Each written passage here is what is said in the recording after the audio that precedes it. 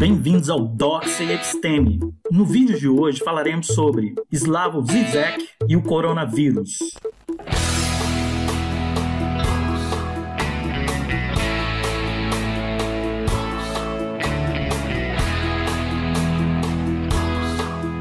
Vivemos em uma sociedade que não para.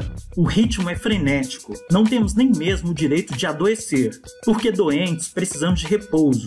E ficar parado no mundo de hoje é quase um crime. E como se isso já não fosse um pesadelo, agora temos um vírus que se multiplica graças a isso. Um vírus que, para dominar o mundo, precisa do movimento incessante das largas avenidas, dos metrôs e ônibus superlotados, dos shoppings abarrotados. Para vencer a raça humana, o fluxo precisa continuar. Os homens não podem parar. Portanto, a única arma que temos contra o coronavírus é justamente parar. Por essa razão, precisamos reduzir a velocidade em que estamos vivendo.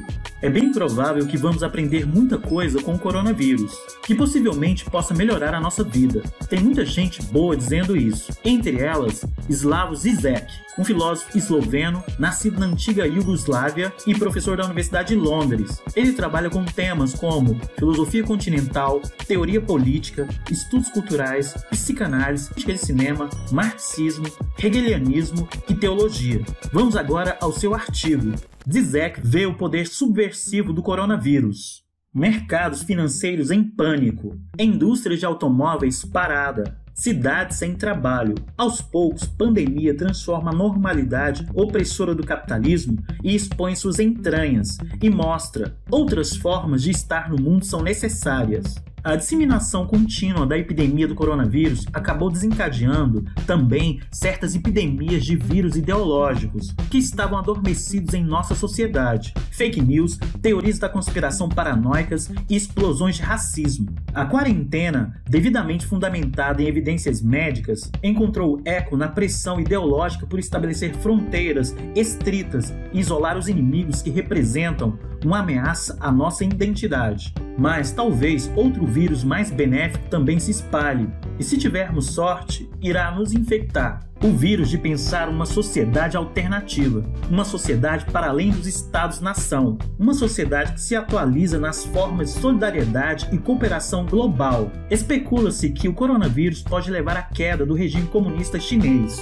do mesmo jeito que a catástrofe de Chernobyl foi a gota d'água que levou ao fim do comunismo soviético, como o próprio presidente russo Mikhail Gorbachev admitiu. Mas existe um paradoxo nessa situação. O coronavírus também nos levará a reinventar o comunismo, com base na confiança das pessoas e na ciência. Na cena final de Kill Bill 2, do diretor Quentin Tarantino, Beatrix derruba o vilão Bill, destruindo-o com a técnica dos 5 pontos para explodir o coração, o golpe mais fatal das artes marciais. O movimento consiste na combinação de 5 golpes com a ponta dos dedos em 5 pontos de pressão diferentes do corpo do alvo. Assim que a vítima se afasta e dá 5 passos, o seu coração explode dentro do corpo e ele desmorona no chão. Este ataque faz parte da mitologia das artes marciais e não é factível nos combates da vida real. Porém, voltando ao filme, depois que Beatrix ataca Bill, ele faz as pazes com ela, calmamente dá 5 passos e morre.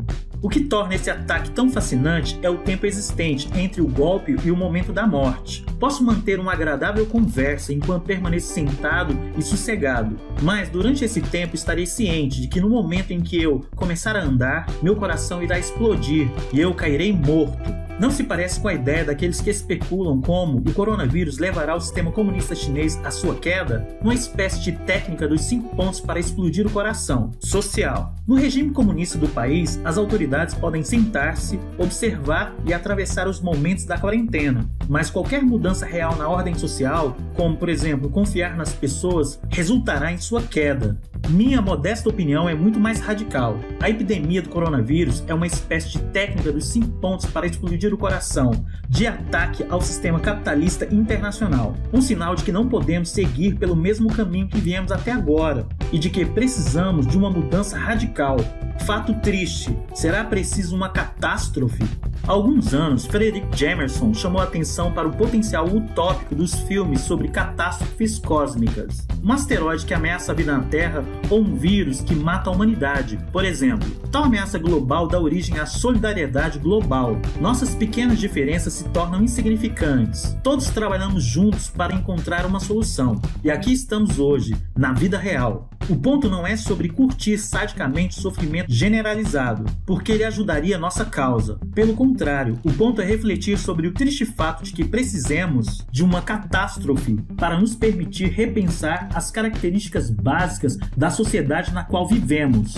O primeiro esboço de modelo de uma coordenação global do tipo é da Organização Mundial da Saúde, da qual não estamos recebendo a tagarelice burocrática usual, mas avisos precisos, anunciados sem pânico. Tais organizações devem receber mais do poder executivo. Os céticos zombam de Bernie Sanders por sua defesa de uma saúde universal nos Estados Unidos. E não é que a lição da epidemia do coronavírus não apenas demonstra como ela é muito necessária, mas também que devemos começar a criar algum tipo de rede global de saúde? Um dia após o vice-ministro da Saúde do Irã, Irash Harishi, aparecer em uma coletiva de imprensa para minimizar a disseminação do coronavírus e afirmar que as quarentenas em massa não seriam necessárias, teve de fazer uma breve declaração, admitindo que contraiu o coronavírus e se isolou. Inclusive, na sua primeira aparição de TV, ele já apresentou sinais de febre e fraqueza.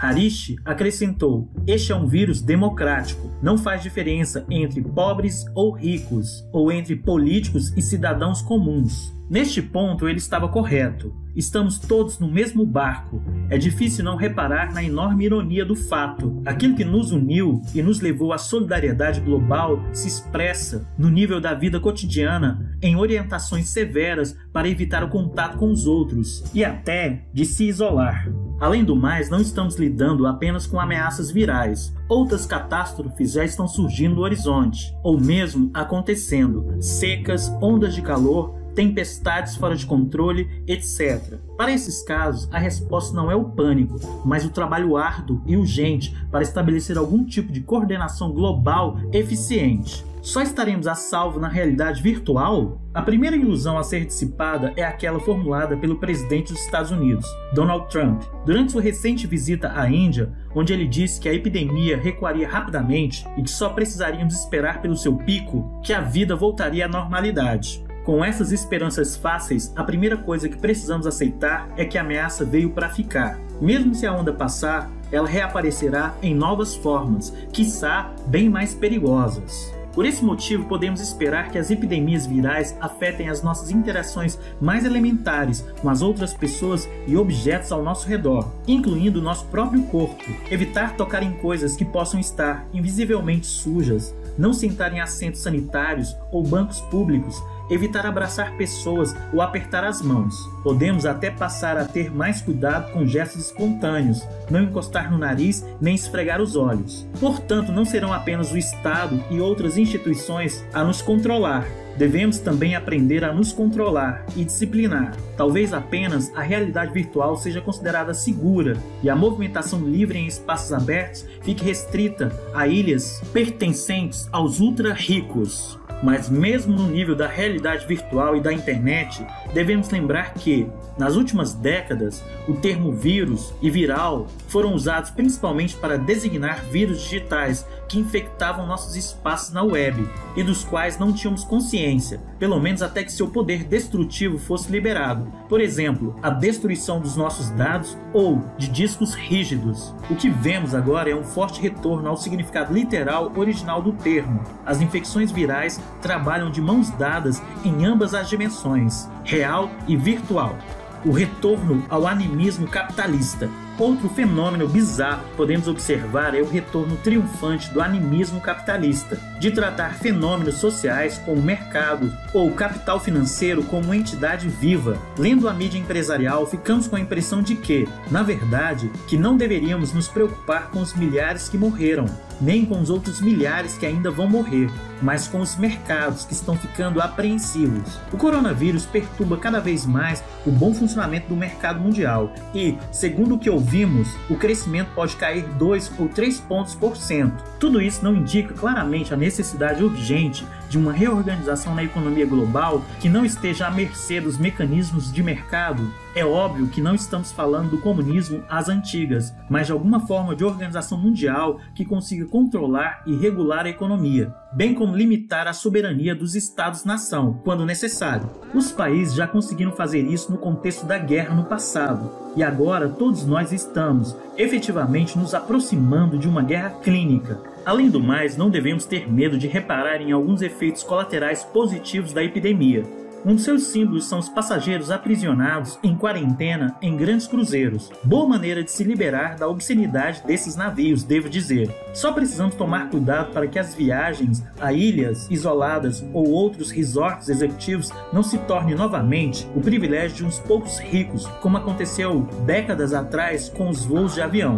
A produção de automóveis também se vê seriamente afetada pelo coronavírus, o que não é de todo ruim, já que isso pode nos levar a pensar em alternativas à nossa obsessão pelos veículos individuais. E a lista não para por aí. Num discurso recente, o primeiro-ministro húngaro, Viktor Orbán, declarou: "Não existe essa coisa de liberal. Um liberal nada mais é do que um comunista com um diploma. E se o contrário estiver certo? Se designarmos como liberais todos aqueles que se preocupam com a nossa liberdade e como comunistas aqueles que sabem que só podemos salvar por meio das mudanças radicais. Já que o capitalismo global está cada vez mais próximo de uma crise, então deveríamos dizer que atualmente aquele que ainda se reconhece como comunista são, na verdade, liberais com diplomas. Liberais que estudaram seriamente o porquê dos nossos valores liberais estarem sob ameaça e que tomaram consciência de que só uma mudança radical pode salvá-los."